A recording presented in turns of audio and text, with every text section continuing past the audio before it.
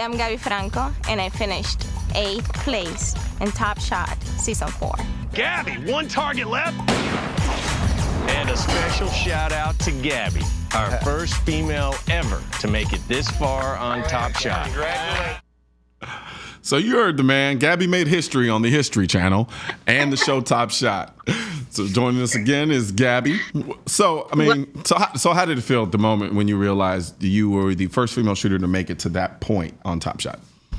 It was beyond amazing. I was actually in disbelief. I didn't know. I didn't, that show, you don't know what's going on pretty much. And when they told us that I was, we're going to get into the green shirts, I was like, holy cow, it was just amazing. And amazing to compete along with all those guys and be neck to neck with them. Yeah. So it was kind of pride. It was like, wow, I made it. So it was awesome. Come a long way since Venezuela, right?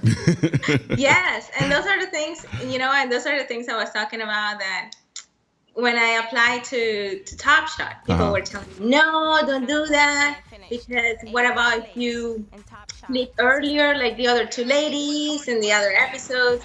And I'm like, you know what, nothing to lose. Yeah. And people were like, you know what, you shouldn't, that's too much drama.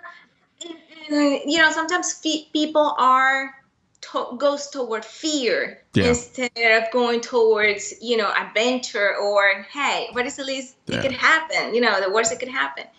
So I just decided to go, and it was has been the best thing I ever did so far in the industry. It's being bold to do it. It's interesting. You said something. You said you didn't have anything in your mind. You didn't feel you had anything to lose. And I think for a lot of people, they would look at that differently. They see that as, well, I could fail. And to them, that is losing. There's this, like you said, there's this inherent fear of failure that I don't think you had, clearly. and it can serve as a huge roadblock for a lot of people to do a lot of things in life, like you said, to kind of go out there and just really experience life in many ways. Go ahead. And there's something that I'll never forget. One of the producers, when, we were in the selection portion of it, we had a lot of interviews and a lot of things going on before they select the people who were in the show. Yeah. And one of the producers told me, Gabby, you have won medals in the Pan American Games. You are an Olympian. You are this, you are that. Aren't you afraid to lose? That was the question that he asked me. And I looked at him and I said, you know what? Nobody's going to take away that I went to the Olympic Games. True. Nobody's going to take away that I won medals in the Pan American Games and won medals internationally. So I was like, that a competition doesn't define me. Whether I win or lose, I still be me and I keep going. So it's exactly what you say. Some people don't see it in that way. They just see one failure is the end of the world. Yeah, I think that's an incredible gift to have in many ways, because you don't necessarily put that much pressure on yourself, especially considering your prior accomplishments. Like they don't necessarily define you in many ways. And that's a certain freedom that a lot of people don't really have. They accomplish something here once in their life, and then they'll hold on to that as a defining attribute, and won't do anything else, because if they lose that status, all of a sudden they're no one. And it's not. And you're right, it's not true. I think one of the biggest misconceptions that a lot of the media and that you see out there in the world is the idea that if you fail once, it's the end of the world. You are like your value in this world is somehow diminished. But when we think about, go ahead. And let me tell you something. Something I've learned a long time ago. We learn more from our failures than from when we win. Yeah. And the reason is, when you win, you just concentrate on the excitement of you won. Yeah. Technically, you become the best of the bunch, right? But you didn't see you made a mistake. We're all humans. Yeah. Those mistakes, you're like, who cares? The mistakes I made, I won. Yeah. I'm the best. But when you fail, that's when you become stronger, because then you start working on the little things that probably the one who won a few times are not paying attention. And that is what makes you be on the top eventually, over and over and over again. Yep. And the funny thing is, it's like, and I sit here and I say this as if, I've mastered the idea and concept of not being down on myself or putting too much pressure on myself. I remember when I played basketball, one of my biggest weaknesses was if I went out and I missed a few shots, all of a sudden it was like, oh my gosh, I couldn't shake it off. But, as I gotten older and as I experienced other things in life, I started to understand the importance and the ability to learn, like you said, learn from your failures, learn from your mistakes, and then push on from there. Now, being on Top Shot, is it like how it seems on TV? Because, you've gotten two perspectives. I'm pretty sure you watched Top Shot, and then now you were actually on Top Shot. What was it like? What was the environment like? Was it really kind of reality TV-ish, or was it more scripted, or it was just kind of like, here, cameras are rolling, do what you guys do?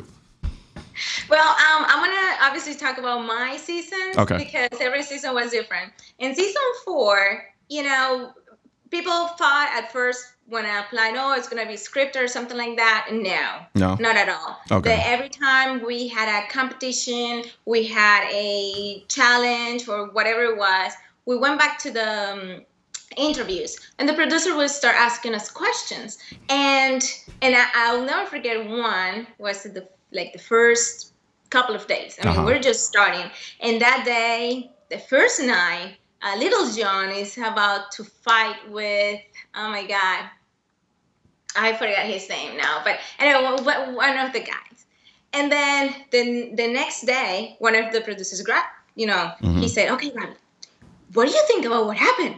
And he started kind of throwing me things, but I'm not like a drama kind of person. And I said, you know what? I just don't want to talk about it.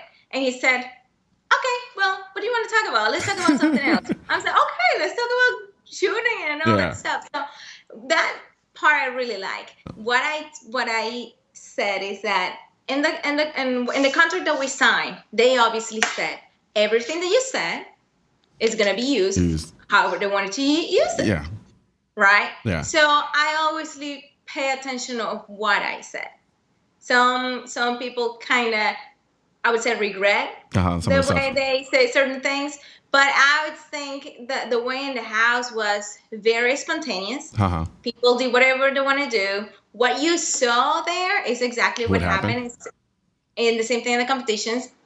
But it was actually in a certain way kind of fun. So I like the psychological, I like the psychology and stuff like that. So I made my own games in your own head. Inside of my head, right? Because we are enclosed. We couldn't go out. We didn't have TV. We didn't have radio. We didn't have music, books, nothing. The only thing that we had, it was each other to interact with. That's it.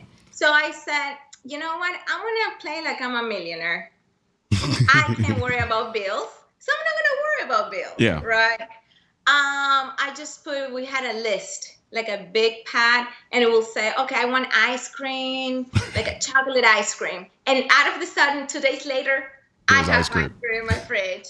We ate so amazing. And the best cook was Chris Chang.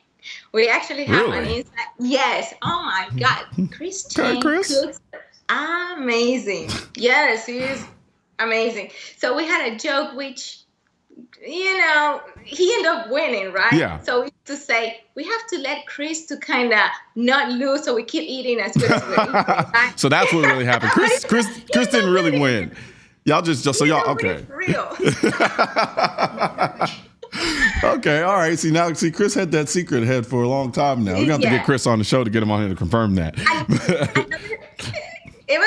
It was crazy. It was fun. Another cool thing that we used to do at nights, because we didn't have anything else to do. So the whole, whoever was left, maybe 15, 14 shooters, will be outside in the backyard, looking up and counting satellites. What? The thing is that we were staying in the middle of nowhere, in the hill. The house was in the top of a hill. Gotcha. So you could see the sky. Like I wouldn't say I've never seen it, but like you cannot see that in the city. Yeah. So we'll be just talking and counting satellites all night long. That is awesome. Yeah, I never see stars in the city. All I see is blackness and hear ambulance and police officers. Yeah, and stuff. Right. and shooting wise, give me 1 second. This glare. And shooting wise, to me, in season 4, the best guns I shot was the BAR. It was a 30-06. Okay. And full automatic. And the reason I like it is because when I was shooting, I just feel like because the BAR is such a slow recoil, right? Yeah, really long. 30-06, maybe I was like, so it was so much fun. And the other one, hold on. Actually, hold that thought, because we're gonna take a quick break, and I want you to come back and tell us the next gun that you really enjoyed shooting. All right.